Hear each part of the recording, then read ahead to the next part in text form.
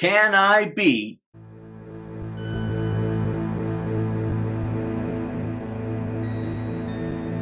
with each gym leader's best Pokemon? Well, of course I can. These games were made for children. I couldn't lose here, even if I tried really hard. These games incentivize patience and determination. The game wouldn't sell well if all the children cry. So I'll catch Pokemon from each gym in the region. Go to every gym and roast them to their face. I'll catch Pokemon from each gym in the region. Go to every gym and roast them to their face. Alright, let's go over the rules. Rule 1. I can only catch and use the signature Pokemon of each gym. I can catch others to use HMs, but I can't use them in battle. Rule 2. I'm limiting myself to the moves used by the gym leader's signature Pokemon and nothing else. Rule 3. I can't use items in battle, though I will be giving my Pokemon held items. And Rule 4. Other than speed hacks and the Pokemon generator software that I use to simulate trades, I can't use any cheats or exploits. Now, unlike my dry bread, I got it, not beard, it's bread, I got it, thank you, and other YouTubers who make these Pokemon challenge videos, I write my scripts after the run is recorded and the footage is all stitched together. So even though I already know how everything goes down, make your guesses in the comments of how many times it takes me to beat the Elite Four and with how much of a level advantage or disadvantage. Alright, let's begin. The very first thing I do is check my trainer ID to make sure I can catch a Cranidos. The last number in the ID is odd, so we're good. I choose Piplup as my starter as I'll need him for all the water-based HMs in the game. I name it Subscribe, which is what you should do right now if you haven't already. If you are one of the 7,000 plus, wait, nope, now it's 8, nope, wait, now it's 9,000 plus people who subscribed in the last video, thank you for all of your support. By the way, let me know in the comments what you think we should call everyone who subscribes here at the Virtual Theater Ensemble. I've heard the house, the stage crew, and even the understudies. I can't wait to read your suggestions. Alright, enough messing around, let's keep moving. I can't catch any of the 8 available Pokemon for this challenge before the first gym, so I open up a copy of Pokemon Pearl in order to find the 2 Pokemon that we would have needed to trade anyway.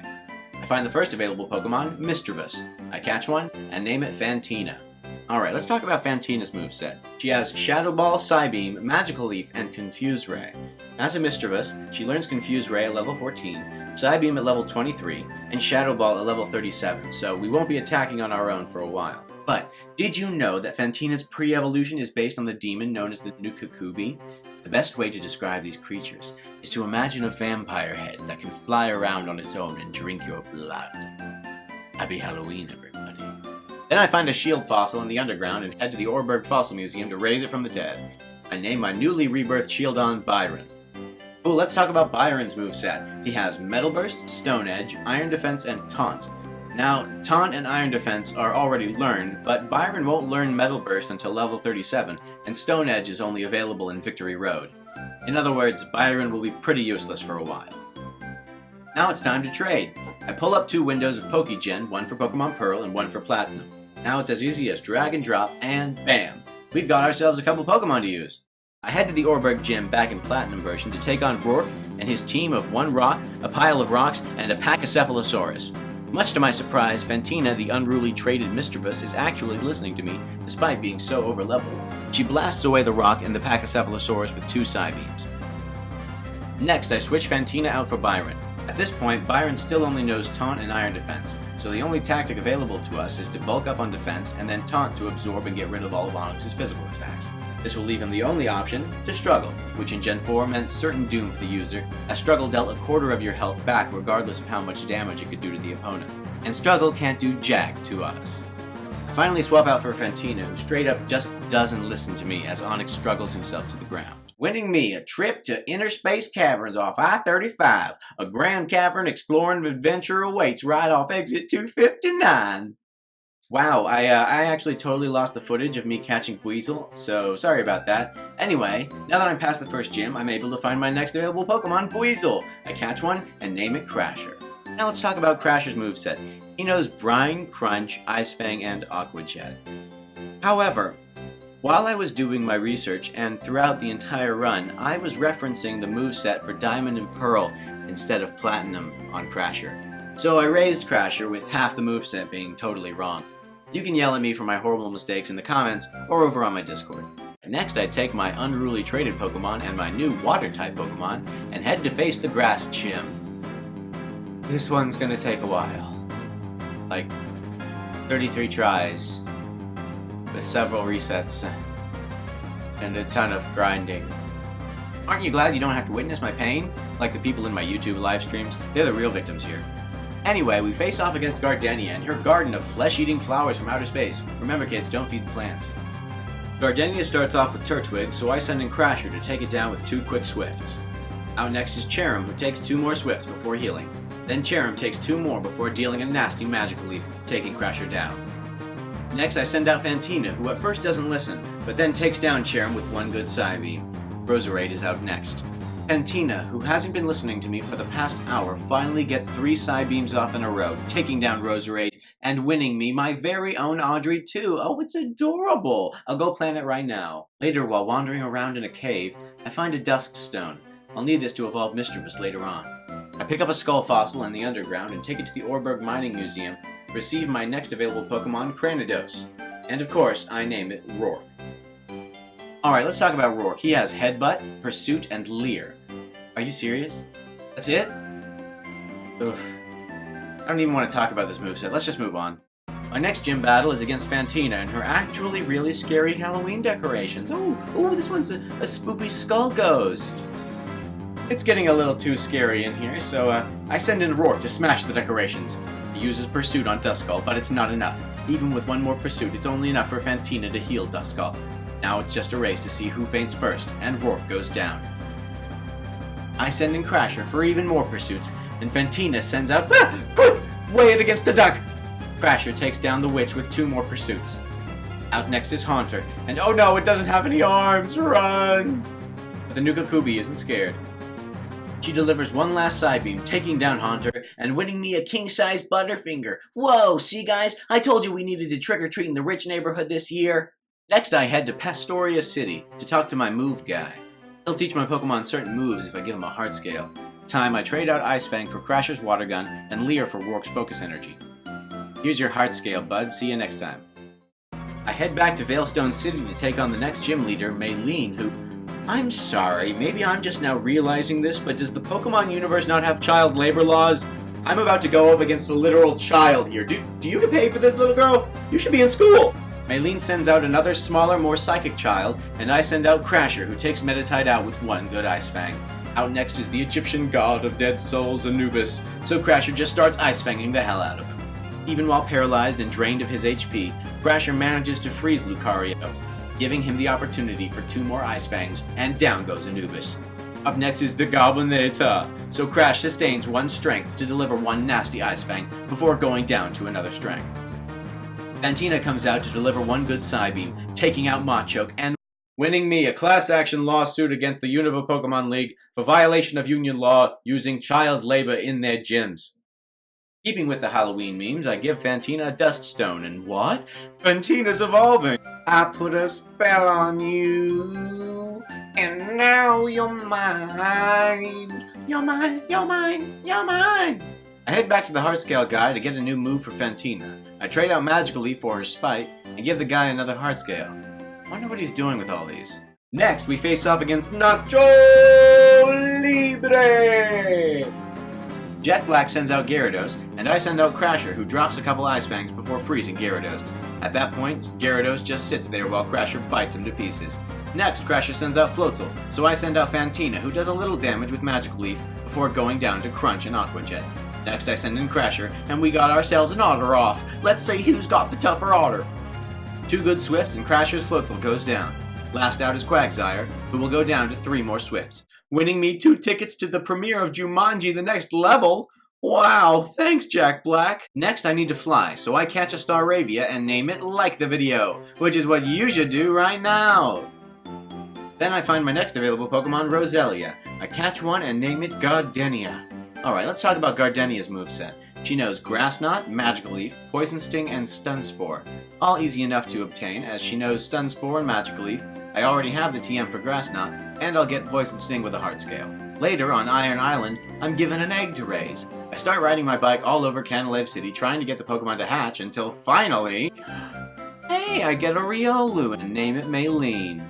Alright, let's talk about Maylene's moveset. She knows Drain Punch, Metal Claw, Bone Rush, and Force Palm. I'll have to be careful raising Maylene, as she only learns Bone Rush at level 19 if she evolves from Friendship first. Then we can get Force Palm at any level, Metal Claw with a Heart Scale, and Drain Punch with the TM from Maylene's gym. Cool. What's not cool is that I have to evolve it using Friendship. So, let's get friendly. I give Maylene a Soothe Bell to double its Friendship. I pick up the Friendship Checker to help check our Friendship levels as we progress. I take Maylene to a professional masseuse, pick up a couple vitamins here and there, pick some fresh berries, and make a nice little protein shake for her, and what? Maylene is evolving! Sweet. I go digging for more Heart Scales, as my Pokemon will be needing more moves later on. Because the moves are weak. Moves are weak! I go to my Heart Scale guy and trade Metal Claw in for Endure on Maylene, and Poison Sting in for Mega Drain on Gardenia. Alright guy, here's 2 more Heart Scales. Do with them what you will. Later, I give Gardenia a Shiny Stone, and what? Gardenia's evolving! Very cool. Then I find a Dawn Stone in order to evolve Snorunt, and an Electrizer in order to evolve Electabuzz. Next I face off against, hey, it's Rourke's dad! And like son, like father, Byron sends out a pile of metal. Aileen quickly takes care of Magneton with a few good Force Palms. Out next is just another longer pile of metal. Byron, what are you doing? I send out Fantina, who deals heavy damage with Magical Leaf, while Steelix tries everything it can to withstand Fantina's power. Finally, Byron goes for his Ceratopsia. Fantina gets in 1 Magical Leaf before going down to Stone Edge.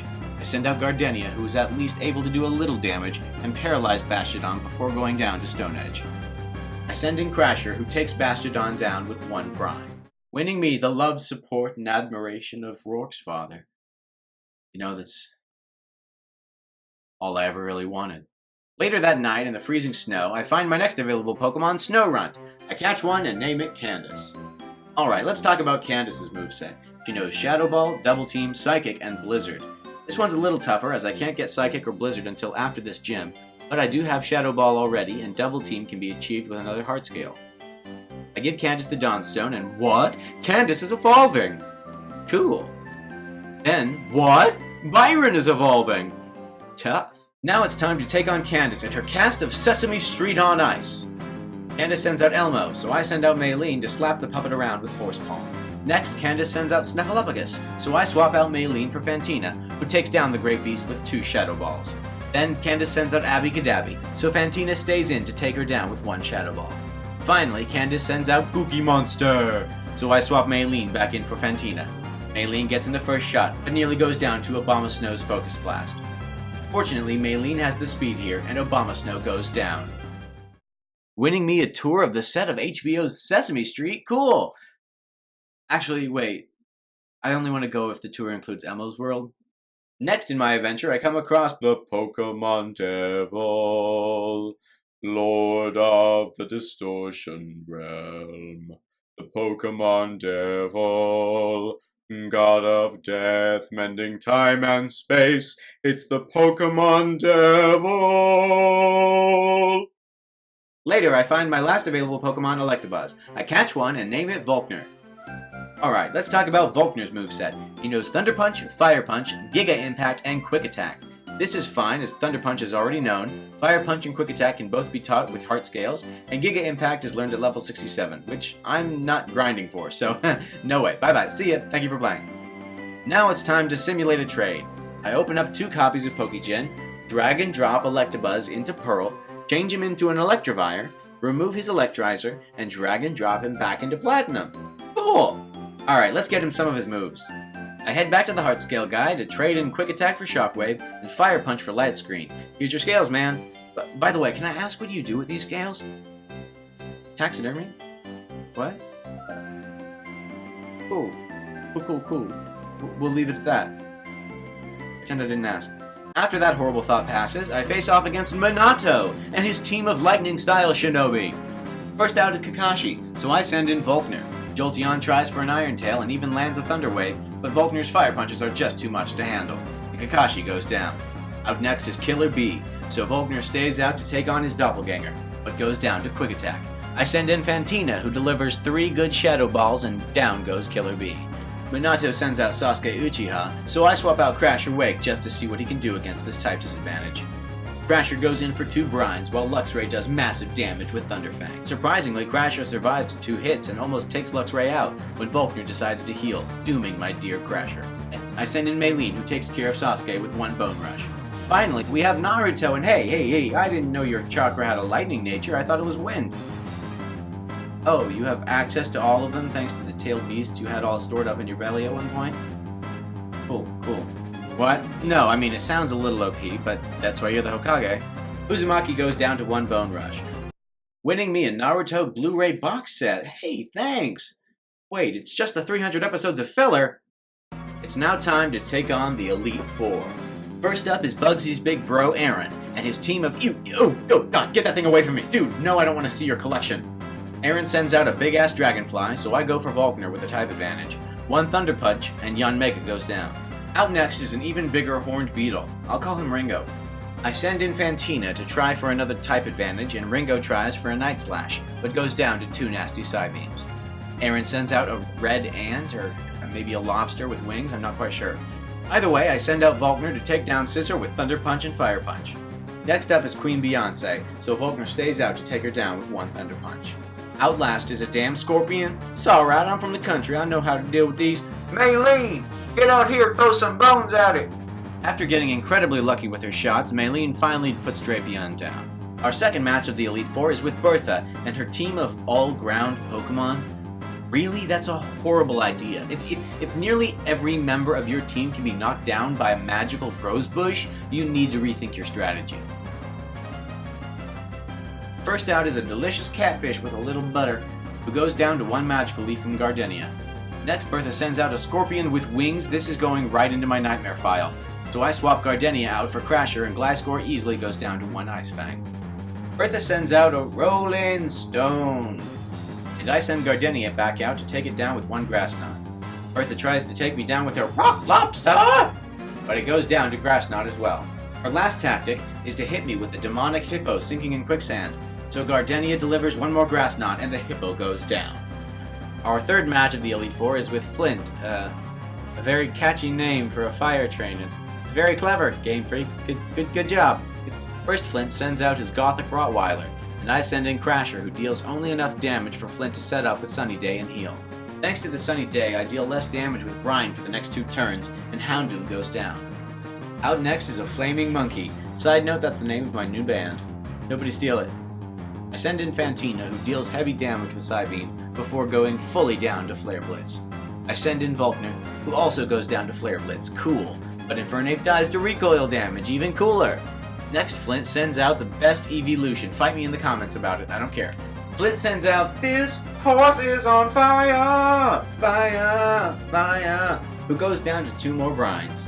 Flint finally sends out his ace, Samus Aran, who endures 1 brine to take down Crasher with Thunderbolt. I swap Crasher out for Byron, who takes 1 Solar Beam before destroying Magmortar with Stone Edge. Our fourth match is against a ripoff of Gen 2's Will. Lucian sends out a legit street performer, so I send in Fantina to take him out with 1 good Shadow Ball. Next, Lucian goes for the worst evolution, getting me in the comments again, I don't care, and Fantina stays out to deliver 1 more Shadow Ball and take down Espeon. Lucian sends out the Taco Bell, so I send in Volkner to take it out with 1 Fire Punch. Out comes Flock of Seagulls lead vocalist Mike Score. Volkner hits him with Thunder Punch, but goes down to Gallade's Psycho Cut. I send in Fantina to finish the job with Shadow Ball. Finally, we face off against the champion, Cynthia, and I don't have any more jokes here. This is a good team that was difficult to beat, the team I had. Nearly every member had to put in work here, so let's just enjoy it. I'm just kidding. I'm gonna roast the hell out of these goofy-looking Pokemon. First, Cynthia sends out a spooky bush, and I send out Maylene to take it down with 2 Metal Claws.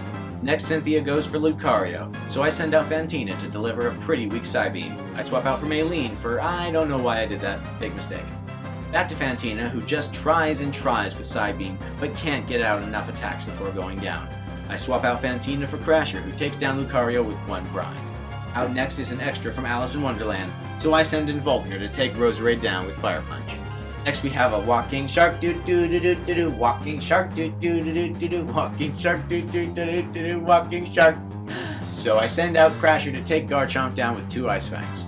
Cynthia sends out her Boeing 737, so I keep Crasher out to deliver just enough damage to take Crasher out, and for Cynthia to heal Togekiss. I swap out for Volkner and end Togekiss with 2 Thunder Punches. And again, the last Pokemon in the run is Milotic. Milotic goes down to 1 more Thunder Punch, and that's the game! Before we wrap things up here, I gotta give a huge shout out to all you beautiful people out there for supporting me and this series. It really means a lot that 200,000 people took the time out of their day to laugh at my really clever comedy, I mean rule dumb jokes. We actually hit our goal of 10,000 likes for the Hoenn region, so we gotta up the stakes a little bit. Can we do 50,000 likes for the Sinnoh region? We'll see. As always, remember to comment your favorite part below, follow me on Discord to know when I'm streaming, subscribe if you really want to support the rest of this series, and if you dare, share the video with all your Pokepals. Thanks for watching, and I'll see you next time in the Unova region.